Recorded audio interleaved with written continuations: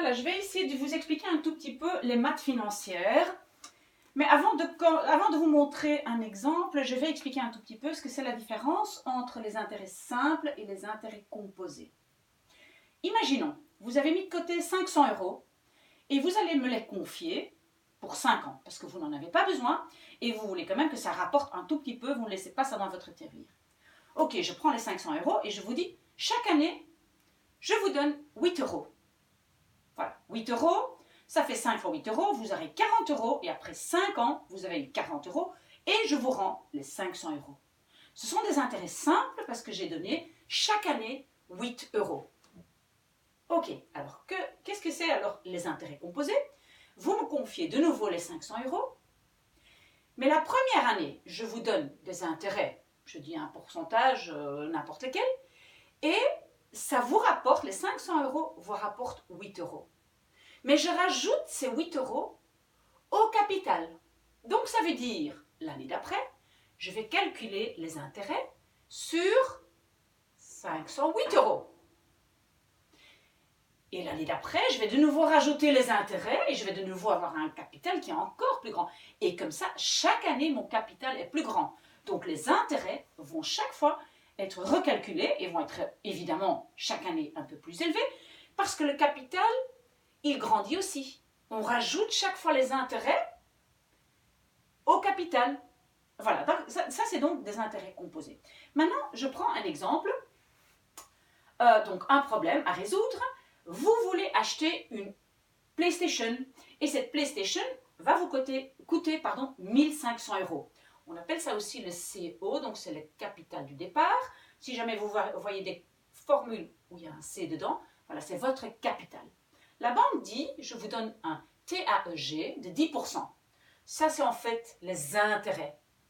Parfois, dans les formules, on écrit TAEG, parfois aussi, c'est simplement un I de intérêt. 10%, ça veut dire que les intérêts sont de 0,1. Pourquoi? 10 divisé par 100, ça donne ceci. Donc 10%, 10 divisé par 100 donne 0,1.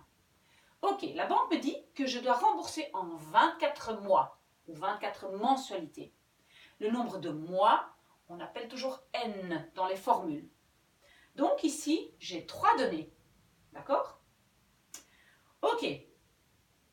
On va voir ici, plus tard, combien je vais payer au total. Mais moi, je peux déjà vous dire, et c'est simplement pour que vous ayez une idée, pour que vous compreniez de quoi il s'agit, je peux déjà vous dire qu'à la fin, quand vous aurez tout payé, vous aurez payé, évidemment, les 1500 € de la PlayStation, mais vous aurez aussi payé ce montant-ci en intérêt. Ça veut dire que vous aurez payé un total pour votre PlayStation de 1654,08 €. Ok, donc un surplus de ceci en intérêt. C'est ce que la banque va gagner en vous prêter les 1500 €. D'accord, comment est-ce que maintenant... Oui, je voulais vous expliquer quelque chose avant de commencer le calcul. Je ne sais pas si ça va vous servir, mais si vous avez un montant qui a l'exposant 1 divisé par 12, c'est exactement la même chose que de prendre 12e racine de x. Donc ça, c'est la même chose que ça. Si c'est plus facile pour vous de calculer l'un ou l'autre, c'est complètement égal. C'est juste pour votre calculatrice. Vous allez voir ici, si ça c'est compliqué pour vous, vous pouvez aussi l'écrire comme ça. Ok, comment est-ce que maintenant on calcule les montants, les mensualités? C'est cette formule-ci. Ou bien vous la prenez par cœur, ou bien peut-être que votre professeur vous le donne à l'examen. Ça, c'est à discuter avec votre professeur. Pardon. Alors, donc, ça c'est la formule. Qu'est-ce que j'ai mis à la place de capital? J'ai mis 1500 €. Vous voyez, c'était mon capital. Fois 1 plus le TAEG, je savais que c'était 0,1. Exposant 1 divisé par 12, moins 1. Et en dessous, j'ai 1 moins 1 plus de nouveau le TAEG, 0,1. Et l'exposant est moins n divisé par 12. Et moins n, le n était 24, divisé par 12. Donc ça, c'est la formule complète.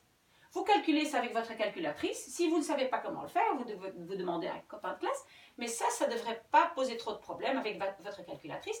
Et si vous le faites correctement, vous avez un montant qui est de 68,92 € par mois à payer. Donc chaque mois, pendant 24 mois, vous allez payer ceci. Et ça, c'est la formule. Ok, ça c'est donc le montant de la mensualité. Comment est-ce que je sais combien a coûté mon crédit? Ça veut dire combien est-ce que j'ai payé en surplus. Parce qu'évidemment, les 1500 € se sont transformés en PlayStation, donc je les ai. Mais qu'est-ce que j'ai payé en plus? Donc le coût du crédit, on appelle ça le surplus que vous avez payé. Eh bien, vous allez faire le montant de la mensualité, c'était ce montant-là, fois 24, parce que vous avez payé 24 fois, moins ce que la PlayStation a coûté, parce que bon, j'ai la PlayStation, donc j'ai une valeur de ça. Donc la différence entre ces deux-là, eh ben, c'est ce montant-là, c'est ça que m'a coûté mon emprunt. Donc au total, j'aurais payé ça plus ça. Ok? Alors, comment est-ce qu'on dresse un tableau d'amortissement? On met d'abord, la banque elle fait ça aussi, hein, quand vous allez à la banque, vous allez recevoir un tableau comme ça. Donc d'abord on met les périodes, donc c'est chaque mois qu'on paye, donc ici c'est de 0 à 24. Les mensualités, bah, chaque fois la même chose, parce qu'en principe on paye tous les mois la même chose, c'était le montant qu'on avait calculé là, donc cette formule-ci, voilà, ça ce sont les mensualités. Comment est-ce que je sais combien j'ai payé en intérêt et combien j'ai déjà payé en amortissement? Et amortissement, ça veut dire ce que j'ai payé de ce montant-ci. Parce que comme je vous ai dit, j'aurais payé ceci, le capital, mais j'aurais aussi à payer les intérêts. Ces deux montants-là, je vais devoir les payer. Ça, ce que je paye de ça, on appelle amortissement. Ce que je paye de ça, on appelle intérêt. Il ne sera pas, les amortissements, les intérêts, ne seront pas les mêmes chaque mois. Parce que le premier mois, j'ai encore ce capital-là à payer. Mais le mois d'après, il sera diminué, et diminué, et diminué, et diminué. Donc, à chaque fois, le montant diminuera. Ok, donc, comment est-ce que je fais ça? Les intérêts, savoir combien de ce montant-ci sont des intérêts, parce que ce montant-là, c'est ça et ça ensemble, d'accord?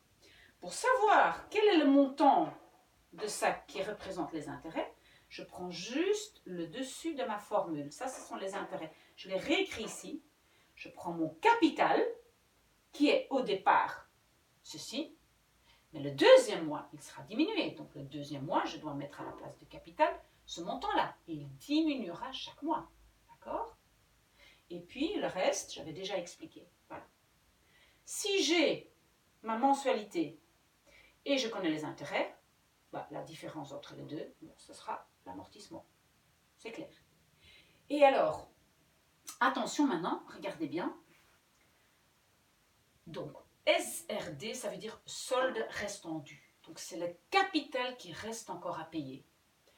Au début, ça c'est mon capital à payer. D'accord? Le deuxième mois, mon capital a diminué de ça, seulement ça. Parce que ça, j'ai payé en intérêt. Ça, c'est ce montant-là. C'est ça que j'ai payé en capital.